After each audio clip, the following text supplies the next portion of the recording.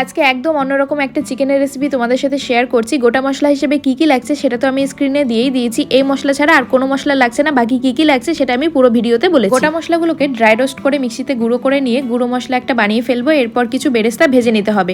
এবার চিকেন ম্যারিনেটের পালা। ফার্স্টেই চিকেনটাকে ভালো করে ধুয়ে হলুদ, লবণ আর লঙ্কার গুঁড়ো দিয়ে মাখিয়ে রেখেছিলাম। এবার বেরেস্তা আর তার সাথে বেরেস্তার যে তেলটা ছিল সেটা দেবো। এরপরে বানিয়ে রাখা গুঁড়ো মশলাটা দিয়ে ভালো করে মেখে কিছুক্ষণের জন্য রেখে দেবো।